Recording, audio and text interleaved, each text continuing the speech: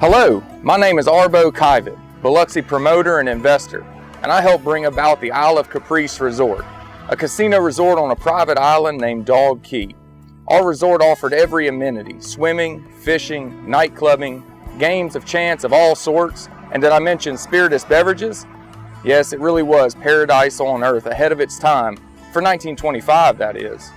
After a long and rewarding life, I was buried here in the Biloxi City Cemetery, and that's why I'm talking to you right now. Our Biloxi City Cemetery is full of history and local color, and you have a chance to see it all firsthand with the old Biloxi Cemetery Tours. Dates are quickly approaching: Sunday, October 20th from 2 to 4 p.m., and again Tuesday, October 22nd from 5 to 7 p.m. This year's theme is Biloxi's Colorful Past, where we'll explore the history of gambling, and yes, long before it was legal. We'll also talk about Prohibition, or rather the lack thereof here in Biloxi. You'll meet Chief Louis Staling and Deputy Peter Beland, law enforcement from the early 1900s, my partner, Colonel John Apperson, and the builder of the Buena Vista Hotel, Danny Holly, an entertainer at the Fiesta, Dorothy Brown, the owner of the Broadwater Beach Resort, and Corinne LaRose. Well, let's just say she was a girl looking for a good time. You'll even hear a few old stories from Mayor Fofo Gillich, Claude Securo, David Martino, Kay Horn, and other well-known Biloxians. The Biloxi City Cemetery is a year-round museum without walls. Did you know there are marked graves dating to 1811 and even earlier known burials? Let's take a quick second to learn a little bit more about the cemetery and some of the community leaders and colorful characters who are buried here.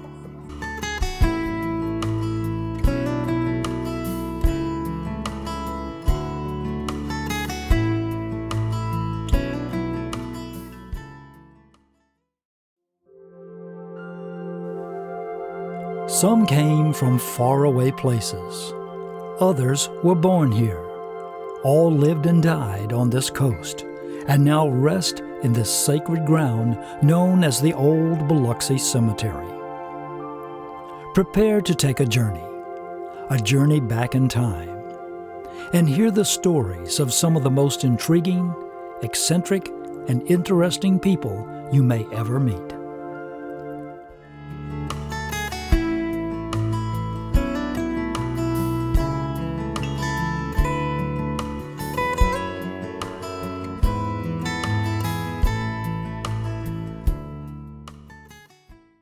My native tongue, Buenos dias. My name is Lazaro Lopez, and in the 1880s and 90s, I was perhaps the most influential man in Biloxi. But please, por favor, perhaps I am getting a little ahead of myself. I was born in Sevilla, Spain in 1850. My family was a good family, but poor, so I had to work at a young age. Because I had to work to support my family, I received little education. At age 13, my brother Manuel lived in Havana, Cuba. He paid for my fare, set off and seek fortune into the New World. It was not fortune that I found, but hard work in my brother's shop. I jumped aboard a ship at the Havana harbor and got caught at sea and was almost thrown overboard. I can laugh about it now. I convinced the captain that I was a hard worker, and he let me work my way towards America. When we were close to the Texas coast, I jumped overboard and swam ashore. I had finally arrived in America, penniless, and with little knowledge of the English language. At first, I worked any odd job that I can find while walking between Texas and Louisiana. I had heard of the great city of New Orleans, but found out that the Spanish were still not liked much by the French. In New Orleans, I worked on the docks and saw all the great ships, merchants, and factories. I learned that the people controlled this city by power and wealth, so I kept that thought in the back of my mind. Growing tired of the big city and still finding no luck in my fortune, I decided to go away from New Orleans. But to go east or to go west? Do I go to the large expanse of the open west or the comfort of the settled east? The flip of the coin pointed my feet towards the east. In 1868, I arrived in Biloxi, and I saw all the great ships used for fishing, shrimping, and oystering. I worked any job that I could find, saving as much as possible. And in the same year, I managed to open a grocery business right on past Christian Road. You know this now as Howard Avenue. The original site of the store is located on Keesler Air Force Base. In 1871, I married Julia DeLeon, and this union produced 10 children. With my family growing, we needed help with the housework and the children, so we hired Constance Lewis. Constance, come and greet these nice people. Howdy, y'all. I'm Constance Lewis, and I was born in New Orleans. I don't know when, but I know it was in the fall. And I worked for Mr. Laz and Miss Julia for 40 years. And they cheering? They was nice cheering. They were very sweet cheering. But, like all cheering, they got into plenty stuff. Now, I remember little Julius fell into a bucket of tar. That boy was covered from his head to his toes. I said to Miss Julia, I think it'll be easier for you to have another baby than to clean this one up. Oh my goodness. Yeah, we went through all them childhood diseases and we lost 3 girls. Miss Juanita, Miss Josephine, and Miss Clara. You know, I grew to love the Lopez family. And they cared for me too. Because when I died, they buried me right here in their family plot. Now that was shown enough special for a lady of color to be buried in a white cemetery. And they did it. After my marriage, while my family grew, so did my business endeavors as well. I instigated and built the first seafood canning factory on the Gulf Coast. I built 2 ice companies for the fishermen, and with the help of my brother-in-law, I built a department store on the corner of Howard and Raynor. It was the first 3-story brick building in Biloxi.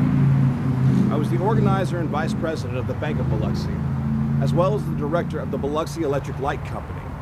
We installed the first electric lights in downtown Biloxi on Howard Avenue. Sure love to see those lights come on at night.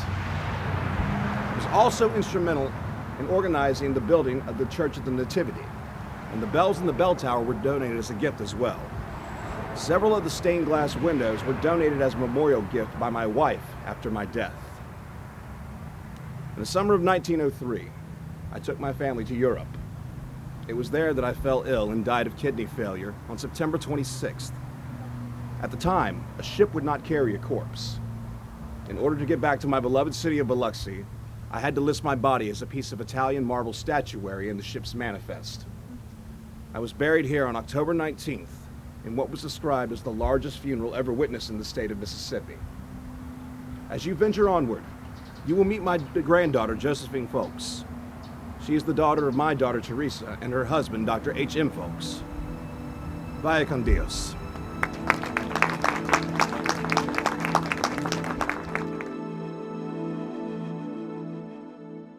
The reason is mine and mine alone.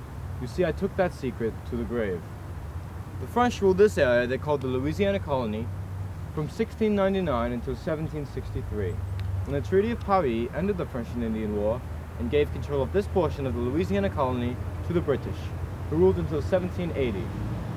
I was born on the coast in 1788 under Spanish rule, just 12 years after the Declaration of Independence was signed. My life here was hard but rewarding. I was a sailor and a fisherman, the most honorable of occupations in my opinion, but I also raised cattle and farmed. You see, my great-grandfather Graveline was the reason cattle first came to this area. He was the first importer of purebred cattle to the Louisiana colony. He also worked tirelessly for the settlement of the colony, both by several voyages he made to France and by the imports of purebred cattle from Veracruz and Havana. My wife, her name was Marie Joseph Bryan of Gulf Hills. Together we had 8 children, mostly boys, one of which was Jean-Baptiste Seymour. Remember his name. My land, oh how beautiful she was. Bellefontaine as she has become known. Fontainebleau in my day in Jackson County. I settled that land in 1816, 640 acres. My neighbors were the Krebs and the LaPointes of Pascagoula. The federal census of 1840 shows that there were 1,459 Caucasians residing in the area. Gravelines Point was a fine place to live, with its access to the Gulf of Mexico and to Lake Gravelines with its fine oysters and fish. Sadly, I passed from this life in 1845 as a result of an accident that took place aboard a ship. A barrel tore loose and struck me. I was dead before the ship reached the harbor. My children inhabited my land until as late as 1856. However, some of my descendants remained in litigation over this land until as late as 1914. In 1944, the Reverend Herbert Mullen and Monsignor Geoffrey O'Connell, with the assistance of the Brotherhood of Sacred Heart from Bay St. Louis, acquired the land.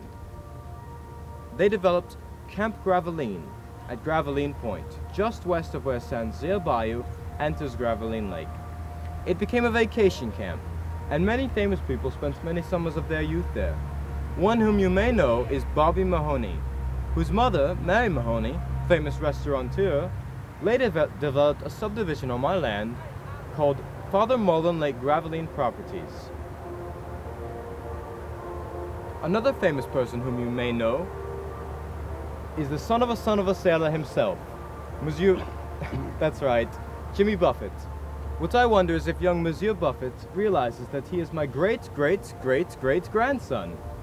That's right, he is the grandson to Hilda Norma Seymour, who is the granddaughter to my son, Jean-Baptiste Seymour. Remember? I asked you to. Hilda Norma was the daughter to Norman Seymour and Condoleezza Fletchos, who ran a boarding house for seamen in Pascagoula. When Hilda Norma was about 17, a man by the name of James Delaney Buffett took up residence in the boarding house. He was a world-class seaman and had been in almost every port in the world. James Delaney Buffett fell in love with Hilda Norma, and the rest, as you say, is history. Monsieur Buffett's famous song was written for his paternal grandfather, James Delaney Buffett, but it could have just as easily been written for me and called Son of a Son of a Son of a Son of a Son of a Sailor. Speaking of my descendants, it is estimated that they number as many as 25,000 or more. I'm the patriarch of every Seymour family in this area. For more information, please visit the genealogy information table. Who knows, perhaps we are related too, no? Merci. Du bonnet vous êtes, bonsoir.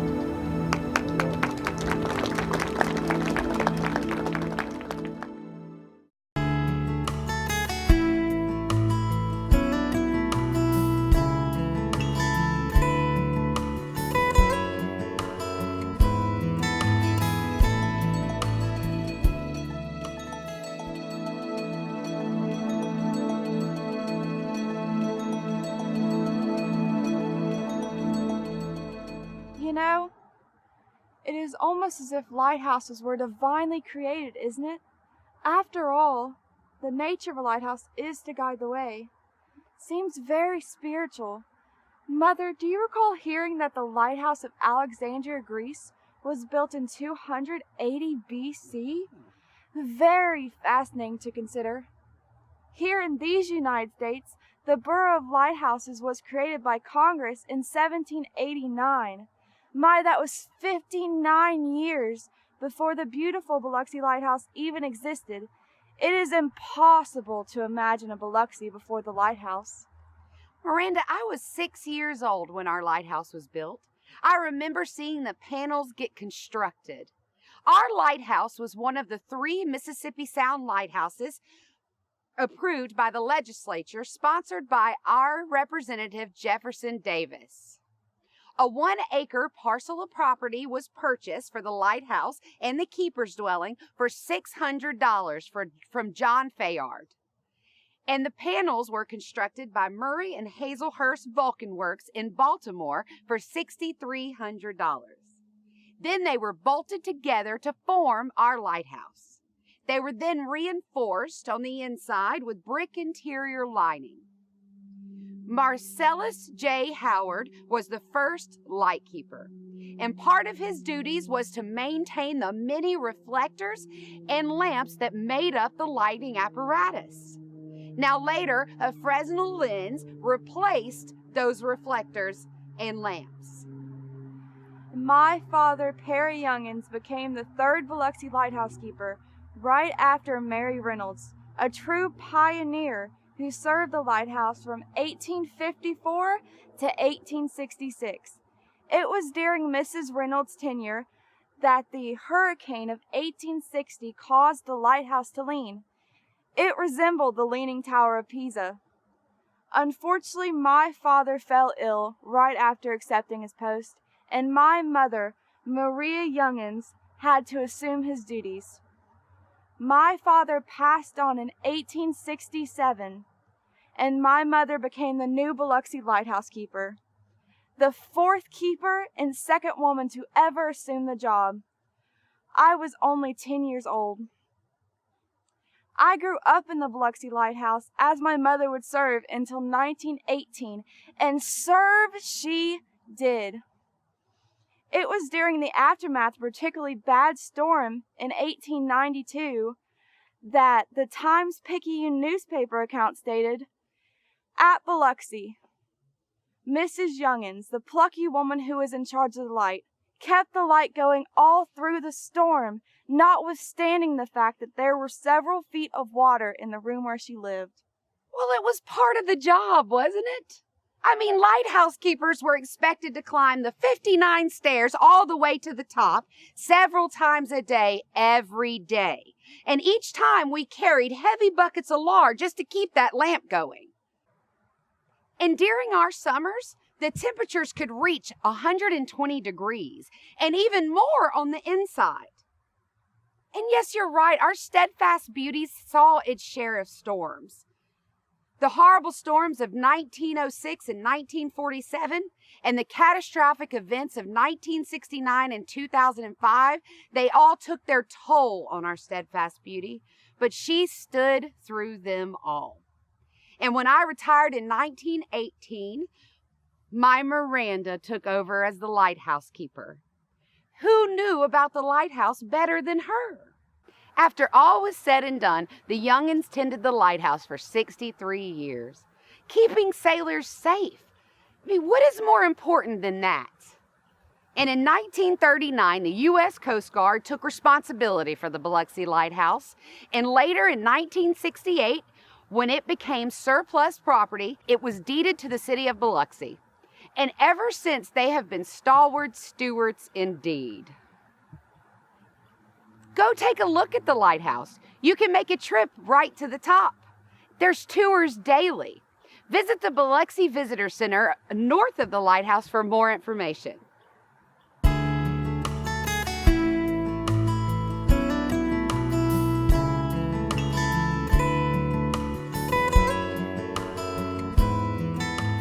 Bonjour, mes amis.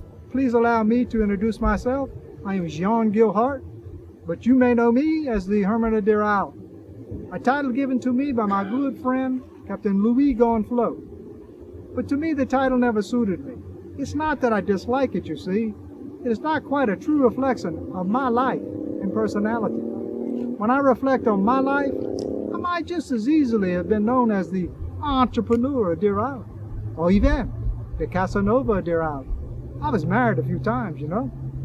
You see, I work good with the men, but I love the ladies. Oh well, I put the cart before the horse. I came to the Bahamas from my native country of France when I was 22 years old. The year was 1900. Even though I was a barber, hard to believe, no? I learned the art of fishing and created what some call the best green turtle soup in the world. I had some money, I knew something about business, and I started a turtle soup processing company in the Bahamas. I make the Bahamas my home for a little while, but eventually Key West, Florida in 1905. My misfortune in the turtle soup company was I partnered with the wrong individuals. Unscrupulous was my broker in Brooklyn, and my business, she was lost. A tale that has repeated itself in recent times, no? Afterwards, I salvaged what I could, and I moved to Biloxi in 1920. I resumed my profession as a barber and married Pauline Lemie, who lived on Deer Island, and I took up residence with her there. How beautiful and simple our island life was. I built a fine livelihood. I employed 20 shuckers. My wife and I had a beautiful home, which we lose to fire. We rebuilt, but sadly, my wife, she died. Good friends, you know what happens to homes built so close to water's edge. The hurricane of 1947 destroyed our house and oyster house. I rode out the storm on my beloved island clinging to a live oak tree, even though many on the mainland tried to persuade me to come ashore. After this, I built a one-room house and lived the rest of my life on the island with my dogs. In about 1954, Captain Louis Gonflot, who operates shrimp tour boat for tourists, came calling with a bottle of fine French wine. Who could resist such a gesture of friendship? We became instant friends. It was he who suggested we erect my pine tree mailbox for communication. He would retrieve my grocery list, Biloxi boys would gather my items, and Captain Louis would deliver my supplies and a newspaper. And what did I do for Captain Louis, you may ask? Well, I entertained his customers with song, story, and wit. And when I grew tired of the tourists, he pointed me out to them, and I waved from the island. Bon Dieu, my island, a true beauty, the true love of my life. Long before I inhabited her 400 acres, Indians roamed her shore. My fellow countrymen claimed this land in the name of France. It was they who named her Deer Island, because of the deer living there. The French make friends with the Biloxi Indians who live nearby. The Biloxi Indians hunted my beloved island. Through the years, the island's been homes for many beside myself. Captain Ralph Baker, he owned much of it, and his family members lived there for many years. Ay, I done got old, and I passed from this life in 1959 at the age of 81. Some 10 years later, Hurricane Camille destroyed what's left of the island. In 2002, the state of Mississippi acquired much of the island, and it became part of the Coastal Preserve Program, ensuring its beauty for future generations. Au revoir. Bonjour.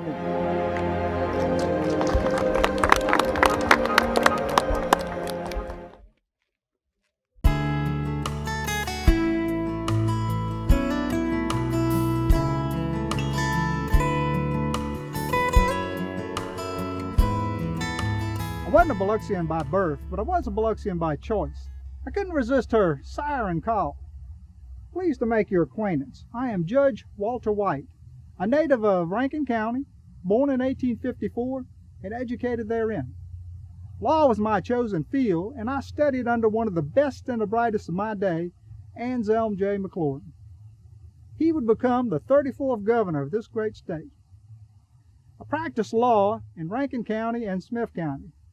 While still a student, I met and married Julia Harriet Enox, the daughter of Captain Isaac Enox and Julia Harriet Bird of Hines County. That gracious lady was the mother of my 4 daughters, Cora, Lula, Laura, and Nell. We were blessed with a short but happy union, and after only 10 years of marriage, Julia left the world in 1887.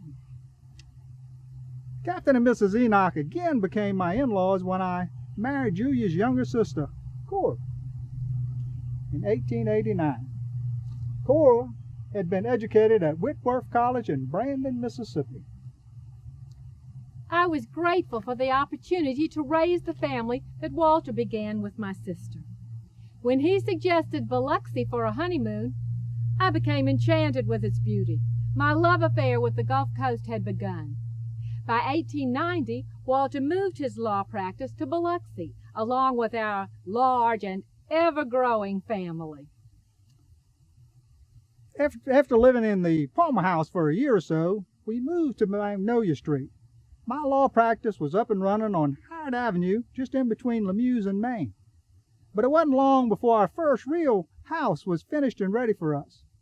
It was located on Beach Boulevard, the former site of Gorenflow's Oyster Company, which had been destroyed by a hurricane. The year was 1894, and I was just beginning to realize that I had married a woman of vision. The house was a palace, far too large even for our big family. Walter and I had been blessed with sons, Walter and Harry. Unfortunately, Harry's time with us was so very short, and even though the children kept me busy enough, I needed a distraction. I began taking in boarders in 1899, and by 1901, I gave birth to our third child, John. Through all the ups and downs of daily life, a dream began to develop deep in my heart. Perhaps it was waking up to the beauty of the Mexican Sea every morning, but the reality of Biloxi's potential was a whisper in my heart, one I just couldn't ignore. Biloxi was a vacation spot waiting for the world to discover, and I was going to lead the world to her. In 1903, we acquired a large tract of land north of our home and several surrounding houses. By 1906, Cora was advertising in the Daily Herald and Times-Picayune for guests. The ad read, "The White House Hotel, West End Beach, Biloxi, Mississippi. Beautiful, large grounds on the beach and electric car line. Boating, fishing, good food, good beds, modern conveniences. Cottage for families make the accommodation ideal for the seashore. Rates, $8 to $12 per week. Mrs. Cora White, proprietress." I was beside myself with excitement. Cora's thinking was ahead of her time. She didn't create just a hotel, but a full-fledged resort with amenities that only the finest hotel of the day boasted. Tennis courts, stables. Charter fishing and sailing. Why, we hired Captain Freddie Dugan for our charter captain. Our guests raved about the sport fishing, and they raved even more when we served the fresh catch up for dinner in our dining room. We hosted dances and parties and weddings in the grand ballroom, and we hired the finest bands from New Orleans. And the food, well, I knew that view thrilled our guests, but the food, that's what kept them coming back. We had our own farm and our own dairy, which our son-in-law, A.J. Watson, ran. In her original brochure, sent all over the U.S., Cora declared, "When you plan your vacation, whether it's summer or winter, do not fail to carefully consider the many advantages Biloxi offers. And lastly, the home comfort, good cooking, and southern hospitality afforded by the management of the White House." Between 1910 and 1929, the hotel was added to and remodeled. It began to take shape into the White House Hotel that most Biloxians would recognize today. The contract for the 1928 edition totaled $152,000. We could now entice our visitors with a 27-hole golf course north of the hotel and a Tom Thumb course right on the grounds. With the expansion came a 150-foot front porch, a total of 145 rooms, and a 3-story atrium in the large, expansive lobby. Some of our more high-end amenities included a gentleman's smoking room, a barber and beauty shop, and a Grand's drugstore right in our hotel for our guests' convenience. Our sons, Walter and John, joined their mother in running our family business. It was they who oversaw the expansion of 1928. Prominent architect George B. Rogers, who also designed Alabama's Bellingraph Garden House, designed our colonial annexes, with featured private tiled baths in each guest room. Go ahead, darling. Tell them about your ingenious contribution. Frankly, I'd say it was the calling card of the White House Hotel. I traveled to Lynn, Massachusetts on business and had the opportunity to tour the General Electric plant. I was intrigued and captivated by a beautiful fountain with colorful lights and cascading sprays of water. He came back home with the plans in hand. We built our fountain right next to the White House Dance Pavilion, which was located in front of the hotel but near the Mexican Sea. Thousands crowded the beachfront on July 17, 1926 to witness the colorful columns of water that could spray up to 40 feet. We timed with the unveiling of the fountain with the weekly Saturday evening summer dance, which we held for years. The fountain quickly became the spot for Biloxi bathing beauties to pose for pictures, and also a very romantic addition for the couples who danced cheek to cheek at the pavilion. It was wonderful, wasn't it? Such wonderful memories. I was so proud of you, my darling. You're a woman ahead of your time. Your drive and vision helped the era of Biloxi's role as a Riviera of the South. Your work with the Chamber of Commerce and tourism leaders helped initiate Biloxi's evolution from fishing village to vacation haven. Without your belief in me, your complete trust and backing it, all of it would have been just a dream. We sold the hotel in 1932, and I passed just a short 2 years later. After 35 years of practicing law and 15 years on the bench, Judge White passed in 1942. And the grand lady? Why, she's as proud and beautiful as ever, still welcoming visitors to indulge in the beauty that is Biloxi.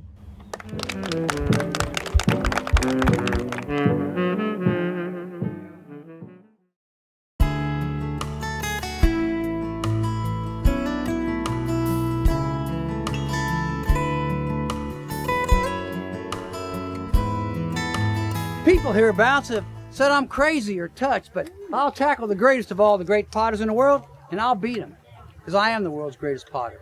Now, in my estimation, that's neither crazy nor touched, just fact. I'm George Orr, and I am the world's greatest potter. I was born here in Biloxi, down on the Point in 1857. My father was a blacksmith, and he tried to teach me his trade, but I felt like a jackass at a thoroughbred convention trying to be a blacksmith. So at age 14, I left Biloxi for New Orleans to try something different. 19 times I tried something different, until at age 22, Joseph Meyer offered me a job as a potter's apprentice. When I found that potter's wheel, I felt it all over like a wild duck in water. I worked with Meyer for 2 years, and then I took a tour of 16 eastern states, learning more and more about pottery styles and glazes. I returned to Biloxi to build my own shop. Now, when I say I built it, I mean I forged all the ironwork, I built the pottery wheel, I built the kiln, and I floated logs down the river to use as boards for my shop. I gave it the name the Pink Room. I dug clay from the Chuticabuf River for my pots and started making my clay babies, as I called them. In 1885, I exhibited 600 pots at the New Orleans World's Fair. Nothing good came of that, however. Didn't sell a single one. And to make matters worse, some horse's patoot stole everything before I get them back to Biloxi. The only positive thing to come out of that is where I met my wife, Josephine. We were married in 1886, and that good woman blessed me with 10 children.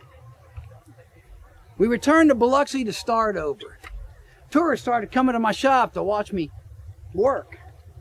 They said I was brash, eccentric. Oh, I was mischievous, all right. I used to hook my beard over my ears to keep from getting in the clay. People started calling me the Mad Potter of Biloxi. I always tried to make beautiful clay babies, no two alike. They needed to have thin walls with a twist or a dent here and there, maybe a fold or a ruffle. I brood over each pot with the same tenderness a mortal child awakens in its parent. In 1904, at the Louisiana Purchase International Exhibition, I won a silver medal for the most original art pottery. I displayed several hundred pieces, but once again, didn't sell a one. People didn't want to pay the price I was asking. They said it was too high. One does not sell their children for little or nothing. 1909, I gave up the pottery profession. I just quit. The Pink Room, it became Biloxi's first automobile repair shop run by my sons. My family and friends who knew me, they tried to get me to sell my babies, but I crated them up, packed them away. I once wrote, I make pottery for art's sake, God's sake, future generations, and by present indications, my own satisfaction. But when I'm gone, my work will be prized, honored, and cherished. I died in 1918 of cancer, but in 1968, a fellow by the name of James Carpenter, an antique dealer from New York, was in town looking to buy old cars. While visiting the shop, he came across my crates, and he bought 6,000 pieces for $50,000. My work was reevaluated, and when my babies hit the market, they started selling for thousands of dollars. Today, they're selling for hundreds of thousands of dollars. And they call me the Mad Potter? Just the world's greatest potter. Thanks, y'all.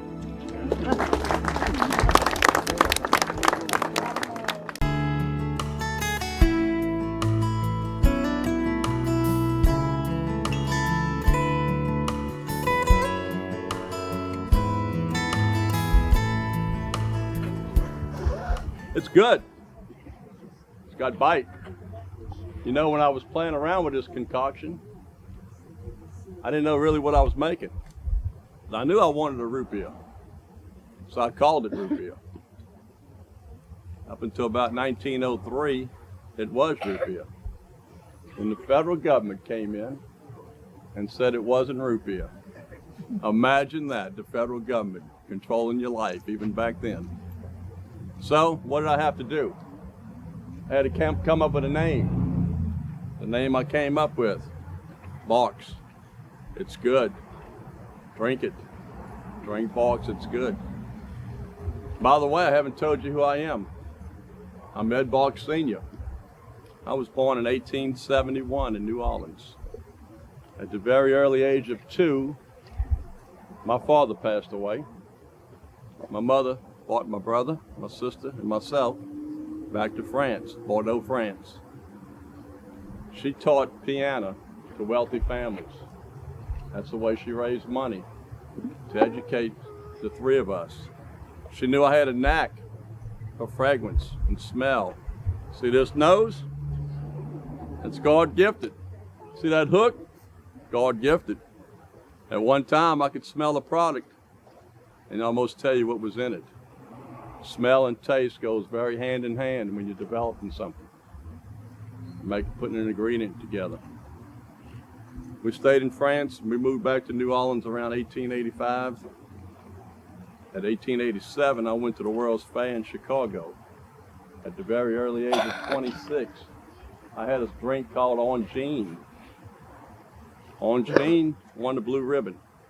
I was very proud of that in Chicago. Went back to New Orleans. Opened up a citrus factory with my brother on Royal Street. That wasn't my calling. My calling was root beer. That's what I wanted. I wanted a challenge. I knew I had the fragrance. I knew I had the citrus, but I wanted a challenge. I met the love of my life, Ella D. Grunyard. We kept traveling back and forth from New Orleans to Biloxi. We fell in love with the Mississippi Gulf Coast. Imagine that. How could you not?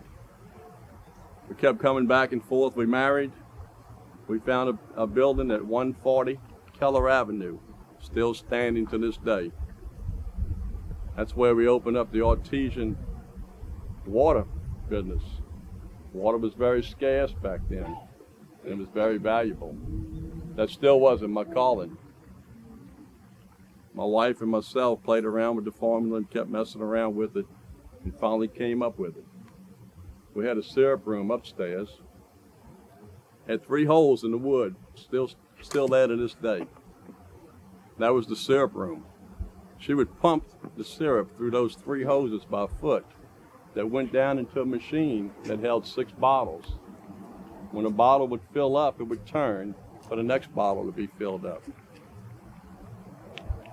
So sometimes that machine would work, sometimes it wouldn't. Now we knew how to get the syrup in the bottle, how we're going to keep it in the bottle. We didn't have crowns, we didn't have wine corks, we didn't have all the goodies as of today. So what did we do? We did it in reverse. We took the cork, we put it into the empty bottle, we filled the bottle up, and the carbonation made the cork come up to the top and it would stop. So that was an art in itself that we had to learn. Then we would put the wire on top of the cork so the carbonation, and it wouldn't make it pop open. Now we had the machinery, we had the formula, we had the bottle, we had the ingredient in the bottle, we knew how to keep it in the bottle. Now we had to patent it, we had to trademark it. We're talking about the 1890s, early 1900s. Hundreds of patents went into this product. We made 26 flavors at one time. So now we had to disperse it. We had to get it out to the public. My son, Ed Walk Jr., was born in 1900. At the early age of 7, 8, and 9, he would walk the railroad tracks, stay gone for 3 or 4 days at a time, take orders, come back, load up the horse and buggy, and go make deliveries. We were pre-selling. What are they doing today? Pre-selling. I wish I would have patented that also. We was 100 years ahead of ourselves, but we didn't know it. We didn't sell it by the case. We sold it by the bottle. Bottles were scarce. You had a bottle, you got a full one. So when bottles became scarce, as did other businesses and other breweries and other beer companies, bottling companies, we were out with the Farbacher family.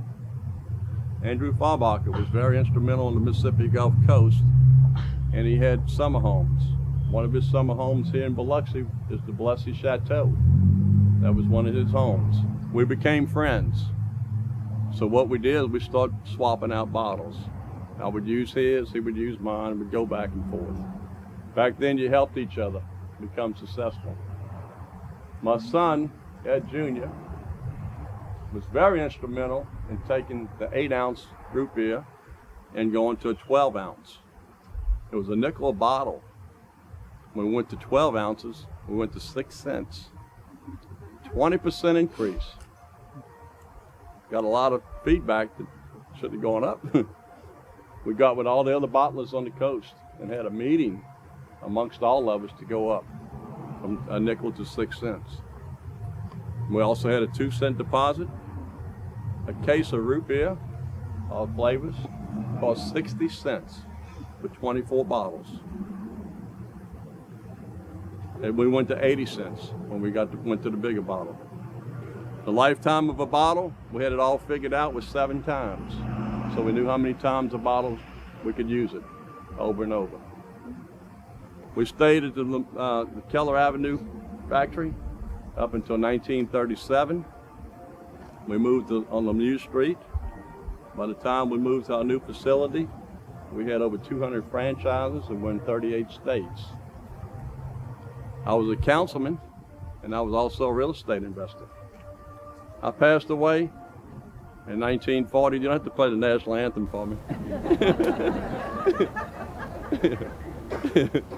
1943, my son Ed Jr. married to Lillian King, had 5 children, had the third, Ella Mae, William, Dot, Beryl. They stayed in Pascagoula up until my death, came to Biloxi, ran the business up until my son's death, April the 1st, 1970. The family got the business and eventually sold to Coca-Cola in 1987. My dream was, when I was playing around with this product, was to be the best, and to be number 1. Bach's root beer is number 1 in the world today. It's sold over 400 million cases. We couldn't have done it without you, and the appreciation that y'all gave to our family, and appreciation of supporting the product. But you know why you drank it? Because it's good. Just imagine eating a roast beef po' boy or shrimp po' boy without a root beer. Bach's as much as tradition, and we're proud of our heritage, as the lighthouse, as the seafood, as all the other heritage of the Mississippi Gulf Coast. I want to thank each and every one of you for coming out. God bless you. My son, my great-great-grandson, Christian Bach Lewis, is serving Bog Troop here. Thank you.